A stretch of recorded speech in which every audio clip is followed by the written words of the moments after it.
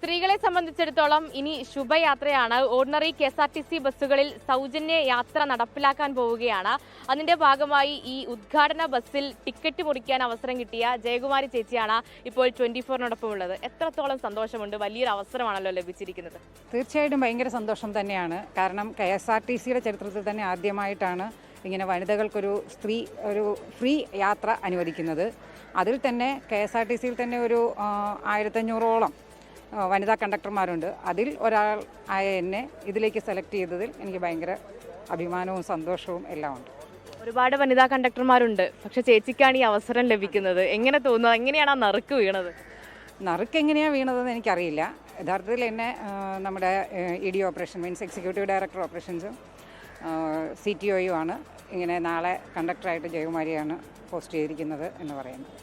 അപ്പോൾ അതിൽ ഈ സാങ്കേതികത്വവും പുതിയ സോഫ്റ്റ്വെയർ ഒക്കെ വരികയാണല്ലോ, അപ്പോൾ അതൊക്കെ പഠിച്ചിട്ടുണ്ടോ? അപ്ഡേഷൻ ഒക്കെ വന്നിട്ടുണ്ടോ? അത് പഠിക്കേണ്ട കാര്യമില്ല. സാധാരണ ടിക്കറ്റ് കൊടുക്കുന്നത് പോലെ തന്നെയാണ്. പക്ഷേ അതിൽ പ്രൈസിന് പകരം 0 ആയിരിക്കുമെന്ന് മാത്രമേ ഉള്ളൂ. അതിനകത്ത് വേറെ പ്രത്യേകിച്ച് പഠിക്കേണ്ട കാര്യങ്ങളൊന്നുമില്ല. നമ്മൾ സാധാരണ ടിക്കറ്റ് കൊടുക്കുന്ന പോലെ തന്നെയാണത്.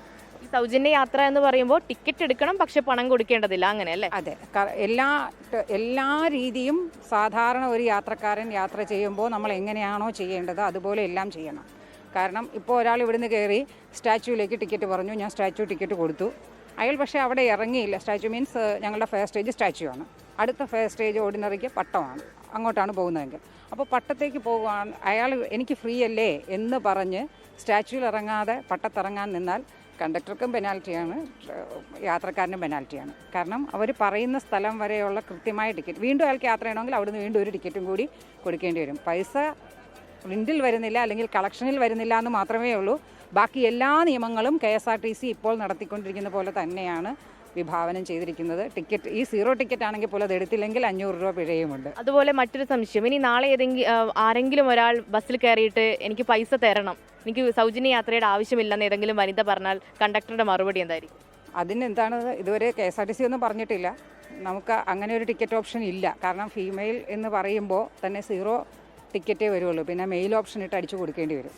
അപ്പോൾ അങ്ങനെ ഒരു ഓപ്ഷൻ ഇതുവരെ പറഞ്ഞിട്ടില്ല. ഇനി എന്തെങ്കിലും അങ്ങനെ ഒരു ആവശ്യം വന്നാൽ അപ്പോൾ ഞങ്ങൾക്ക് ബന്ധപ്പെടാൻ കൺട്രോൾ റൂമുണ്ട്, ചീഫ് ഓഫീസുണ്ട്. അവരോട് ചോദിച്ചിട്ട് എന്താണ് ചെയ്യേണ്ടതെന്ന് വെച്ചാൽ ചെയ്തു കൊടുക്കും. എന്തായാലും ഈ സൗജന്യ യാത്രയുടെ ഭാഗമാവാൻ കഴിഞ്ഞതിൽ വലിയ സന്തോഷം, ഭയങ്കര സന്തോഷമാണ്. കാരണം ഞാനൊരു വനിതയാണല്ലോ. എന്നെപ്പോലെയുള്ള ഒരുപാട് പേർക്ക് ഫ്രീ ആയിട്ട് യാത്ര ചെയ്യാൻ പറ്റുന്നുണ്ട്. സാധാരണക്കാരായ ജനങ്ങൾ ഏറ്റവും കൂടുതൽ ആശ്രയിക്കുന്നത് ഓർഡിനറി ബസ്സുകളെയാണ്. സൂപ്പർ ഫാസ്റ്റ് പോലെയുള്ള ബസ്സുകളിൽ സാധാരണക്കാർ കയറുന്നില്ല എന്നല്ല, എന്നാലും ദൈനംദിനമായിട്ട് ഏറ്റവും കൂടുതൽ ആൾക്കാർ കയറുന്നത്